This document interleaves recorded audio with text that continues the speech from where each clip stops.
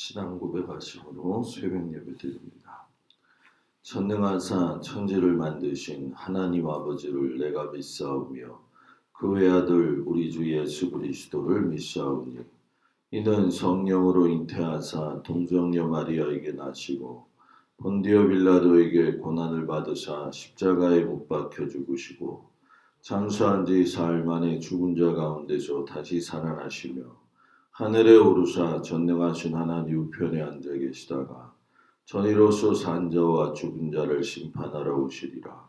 성령을 믿사오며 거룩한 공예와 성도가 서로교통하는 것과 죄를 사하여 주시는 것과 몸이 다히 사는 것과 영원히 사는 것을 믿사옵나이다. 아멘. 288장 찬송합니다.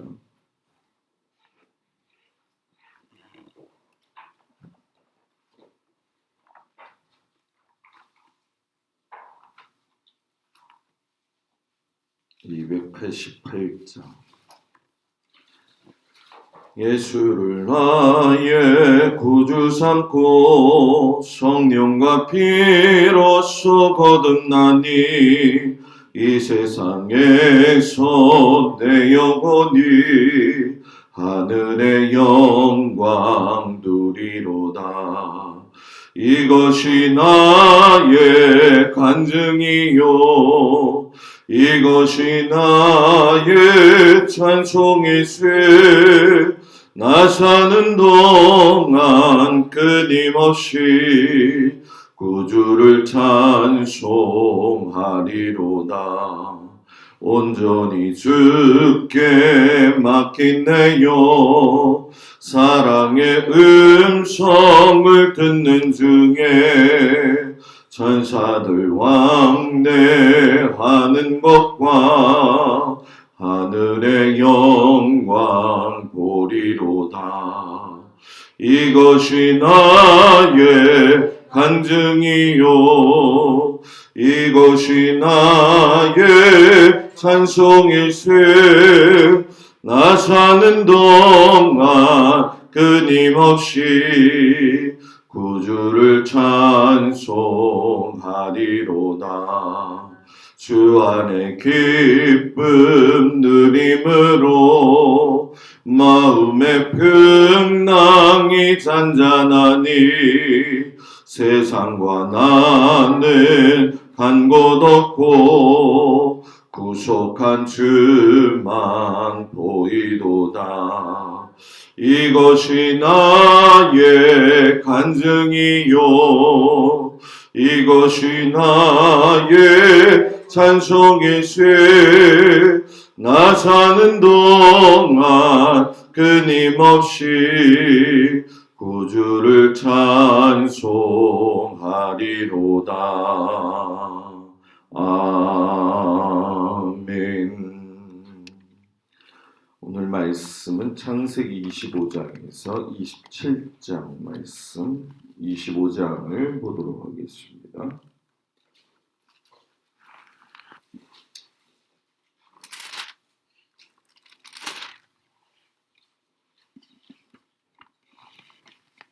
창세기 25장 말씀 교도합니다.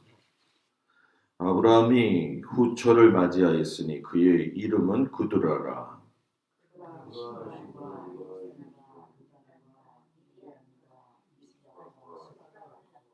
욕사는 스바와 드단을 낳았으며 드단의 자손은 아수르 족속과 루드시 족속과 룸미 족속이며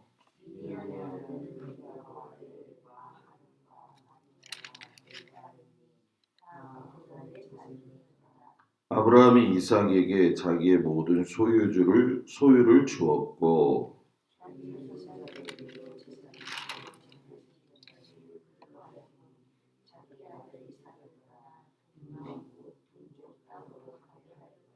아브라함의 향년이 175세라.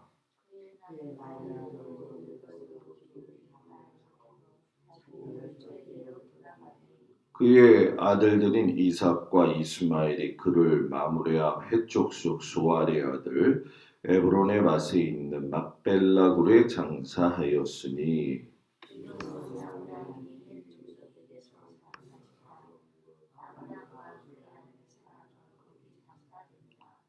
아브라함이 죽은 후에 하나님이 그의 아들 이삭에게 복을 주셨고 이삭은 부엘라 헤로이 근처에 거주하였더라.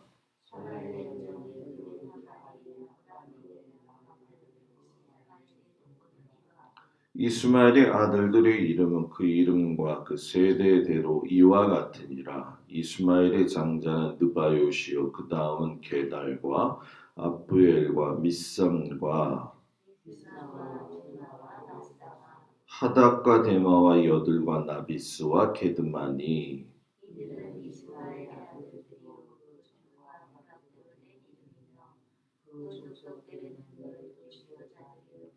이스마엘은 향년이 137세의 기운이 다하여 죽어 자기 백성에게로 돌아갔고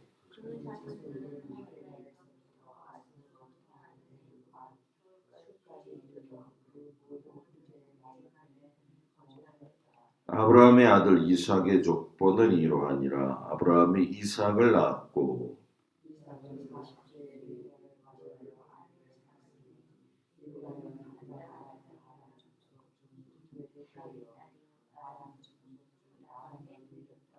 이삭이 그의 아내가 임신하지 못함으로 그를 위하여 여호와께 간구하매 여호와께서 그의 간구를 들으셨으므로 그의 아내 리브가가 임신하였더니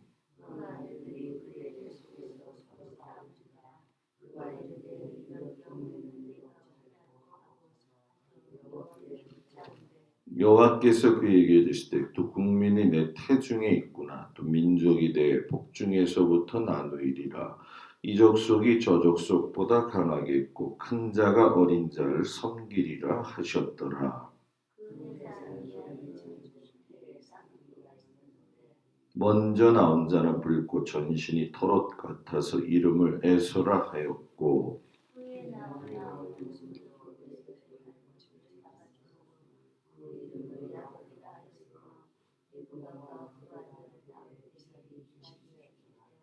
그 아이들이 장성함에 에서는 익숙한 사냥꾼이었으므로 들사람이 되고 야곱은 조용한 사람이었으므로 장막에 거주하니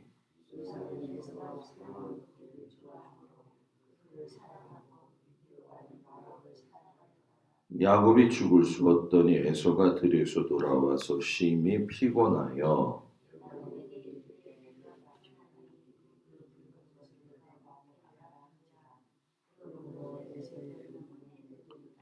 야곱이 이르되 형의 장자의 명분을 오늘 내게 팔라.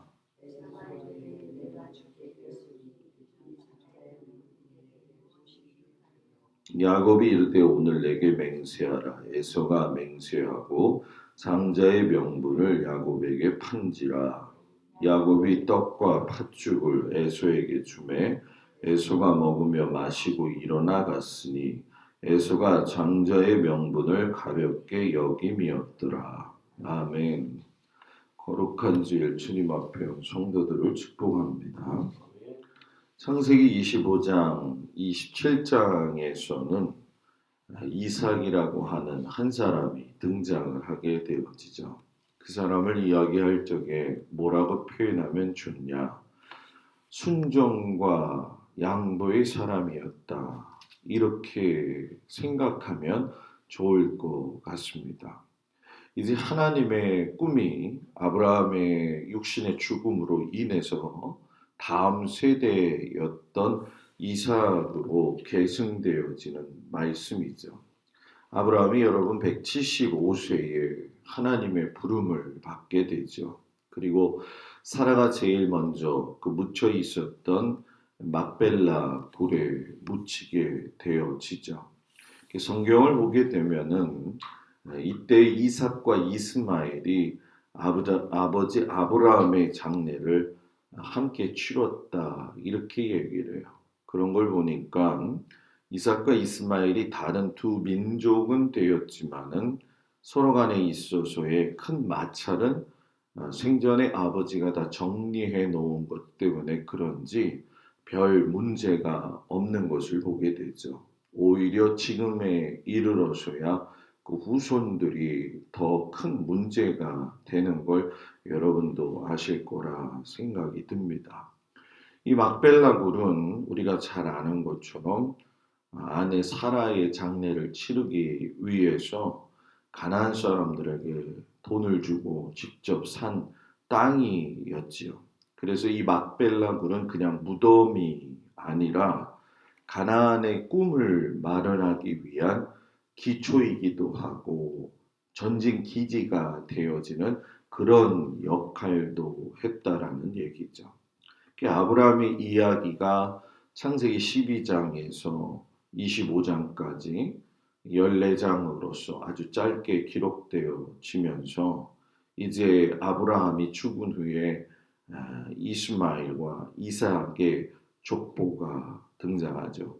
식상 여러분, 이 아브라함의 이야기가 14장에 걸쳐서 이야기했다고 한다면 이야기의 주인공인 이삭의 분량은 이것보다 더 적은 것이 사실이에요. 그러나 아브라함의 죽음이 끝이 아니라 이삭을 통해서 다시금 흘러간다라고 하는 시작을 하나님께서는 분명히 말씀을 하고 계시죠. 그래서 하나님의 역사를 보게 되면 아브라함 한 사람에서 시작을 해서 아브라함의 후손들이 큰 민족을 이루고 또 그 민족을 통해 가지고서는 또 모든 민족을 복을 받게 하시는 하나님의 일이 계속 진행되어지고 있는 거죠. 그 복대로 인하여서 우리에까지도 이 하나님의 구원의 복음이 전파되어진 거죠. 그러니까 이건 단순한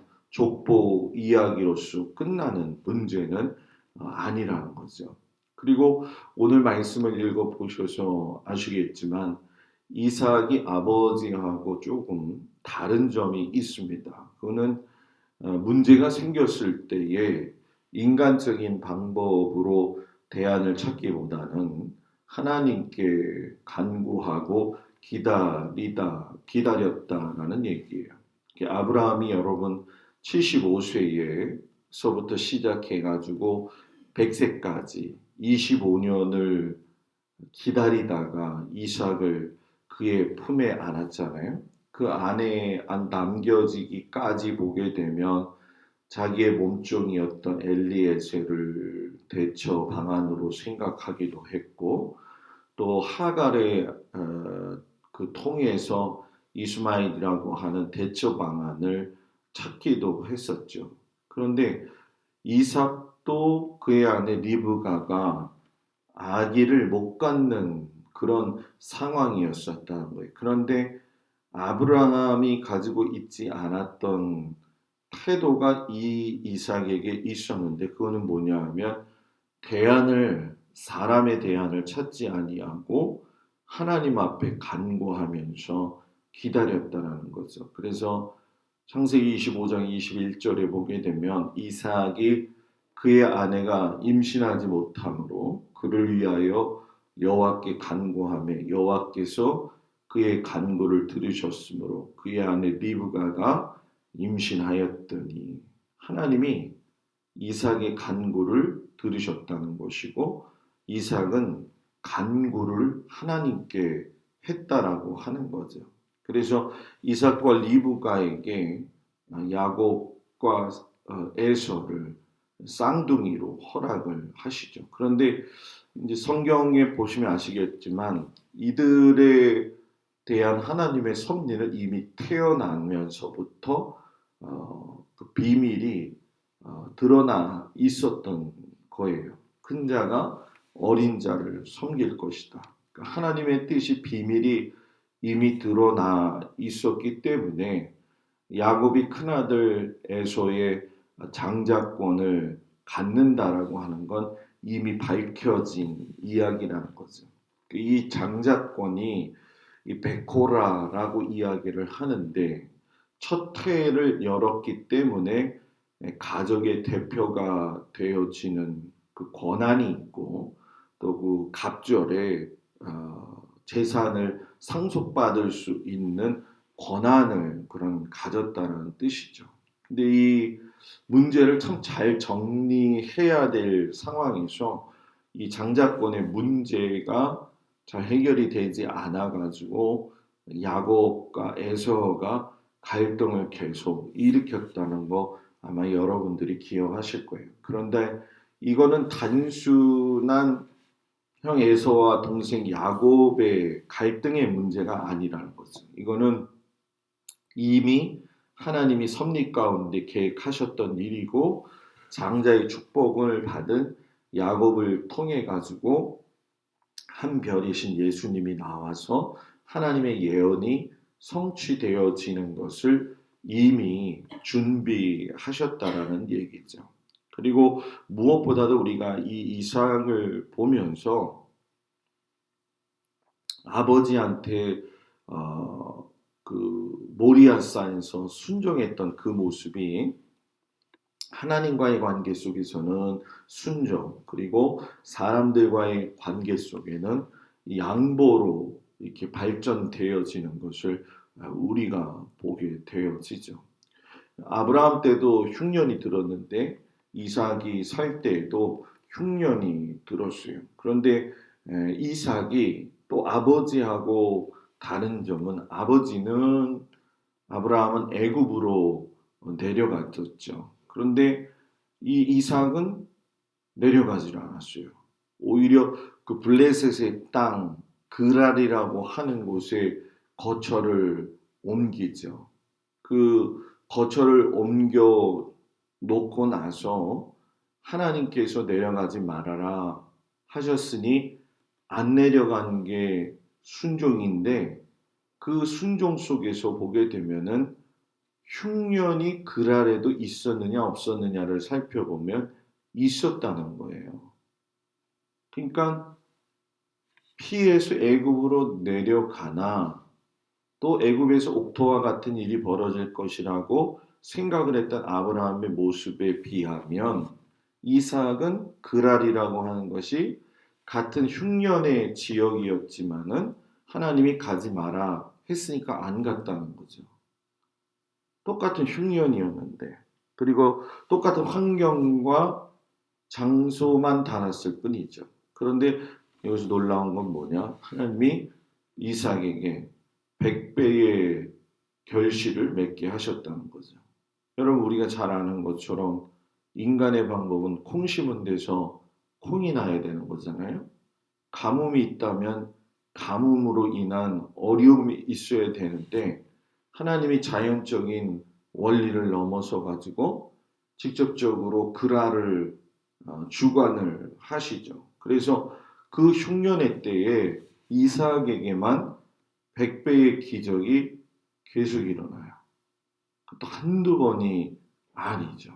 그러니까 이 기적은 이후에 야곱의 아들이었던 요셉이 애굽에서 바로의 꿈을 통해서 7년 풍년과 7년 흉년을 대처할 적에 바로에게 하나님이 그가 하신 일을 보이심이다 라고 말했던 근거가 되어지는 것처럼 그랄의 땅에 거주하는 모든 사람에게 야 이거는 하나님이 하시는 거였구나 이거를 깨닫게 되어지죠. 그래서 창세기 26장 28절에 가게 되면 그 그랄 땅에 있던 사람들이 여호와께서 너와 함께 계심을 우리가 분명히 보았으므로 우리의 사이 곧 우리와 너 사이에 맹세하여 너와 계약을 맺으리라 이렇게 이야기하죠. 그러니까 풍년과 흉년은 사람이 사는 세상에서는 있을 수 있는 일이다. 그러나 풍년에서도 흉작을 하게 할 수 있고 흉년에서도 풍작을 할 수 있게 하시는 분은 이삭을 통해서 그의 아들 요셉까지 이어지는 걸 보면서 깨닫게 되어지는 거죠. 그러니까 우리가 애쓰고 수고하고 노력하는 모든 삶의 현장들은 여러분 내 노력이 있어서 되어지는 것 같지만 그렇지가 않다는 거예요. 예를 들어서 그랄 땅에 우물을 팠는데 이삭이 너무 잘 되잖아요. 똑같은 흉년인데. 그래서 그 우물을 흙으로 메워버려요. 화가 나는 일이죠. 고대 근동에서 목축업을 하고 농경을 기반으로 했을 적에 그 옛날에도 그런 일들이 있고 지금도 그런 일들이 있겠지만 산에서부터 이렇게 경작되어져 내려왔던 노는 물꼬를 한 집에서 막아버리게 되면은 상당히 문제가 커져가지고 많이들 싸우는 거를 제가 본 적이 있었거든요. 그런데 우물을 메었다는 건 전쟁 선포고 너 여기서 떠나라 라는 그런 이야기예요. 그런데 이삭은 그들과 문제를 일으키지 않고 그랄 땅에서 그랄 골짜기로 들어가요. 여러분 골짜기로 또 들어갔다는 거는 뭐 더 안 좋은 땅으로도 들어갔다라는 얘기죠. 그런데 그곳에서도 우물을 팠는데 거기서도 물이 나온다. 그러니까 그랄 목자들이 또 와서 내놔라 하면서 그 난리가 났잖아요. 근데도 이삭은 양보를 하고 하나님의 사람으로서 고상한 품위를 그대로 지키죠. 그래서 결국은 또 100배의 결실의 이상을 허락하시더라는 거죠. 그러니까 이 모습을 보면서 하나님이 자연을 다스리시는 분이구나. 사람이 참 노력을 해도 하나님께서 움직이셔야지만이 될 수 있다라고 하는 걸 우리가 보게 되어지죠. 그 아브라함에서 이삭의 이 배턴 터치는 굉장히 순조로웠던 편이에요. 왜냐하면 아브라함이 모든 그 서자들의 관계를 다 정리했다는 거 오늘 말씀의 시작에서 나오잖아요. 그런데 이삭은 야곱으로 배턴 터치하는 것이 좀 매끄럽지 못했다는 건 우리가 다 알고 있는 이야기죠. 그럼 왜 그랬느냐?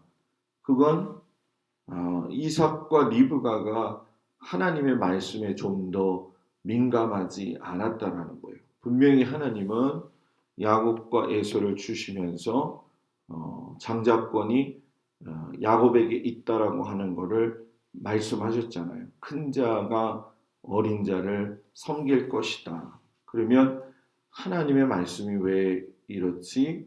그 말씀의 뜻을 헤아리고 지혜롭게 해결해야 되는데 이삭과 리브가가 각자 자기가 좋아하는 아들들을 편애했다는 거죠. 그 편애가 결국은 장자권 문제로 갈등의 조짐이 보였었다라는 것이고 한 집이 두 쪽이 나고 20년 동안이나 형제가 원수가 되어지는 그런 삶의 결과를 초래하고 말았다라는 얘기죠.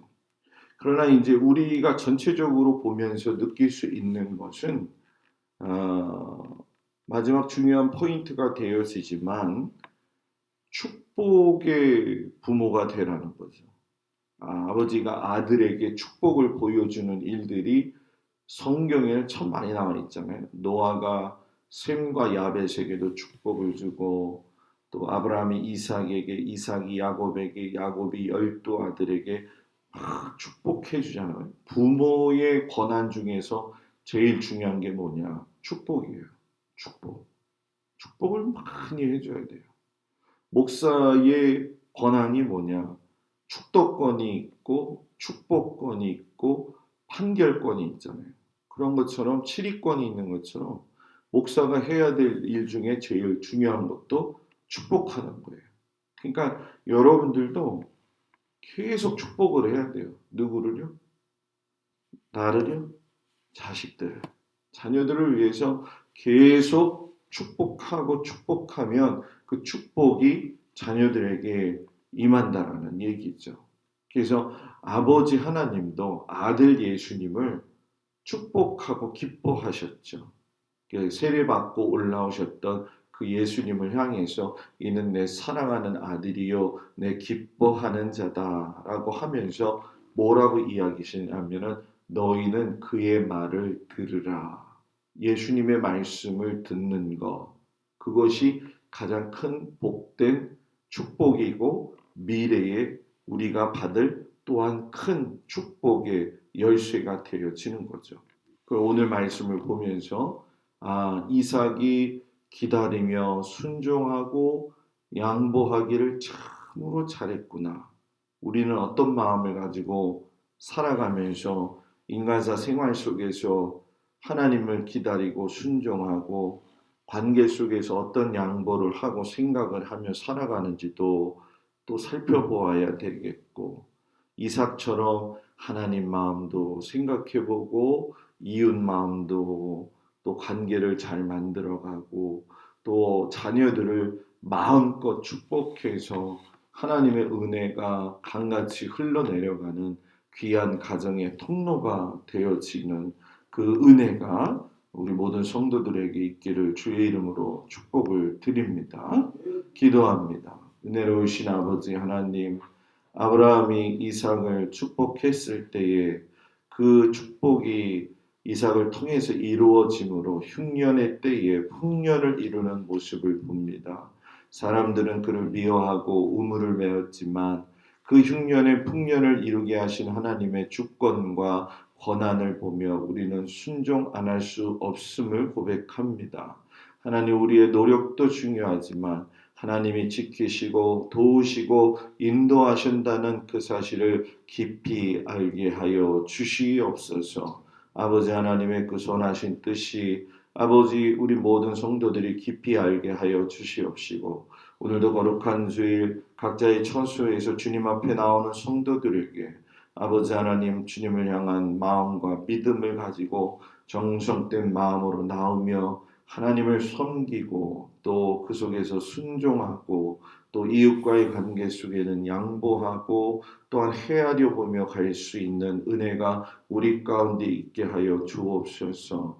가정과 일터와 자녀들을 주님 축복하시기를 간절히 원하오며 예수님 이름으로 기도드렸습니다. 아멘. 하늘에 계신 우리 아버지여, 이름이 거룩히 여김을 받으시오며 나라의 마옵시며 뜻이 하늘에서 이루어진 것 같이 땅에서도 이루어지이다. 오늘날 우리에게 일용할 양식을 주옵시고 우리가 우리에게 죄진 자를 사하여 준 것 같이 우리 죄를 사하여 주옵시고 우리를 시험에 들지 말게 하옵시며 다만 악에서 구하옵소서. 나라와 권세와 영광이 아버지께 영원히 있사옵나이다. 아멘.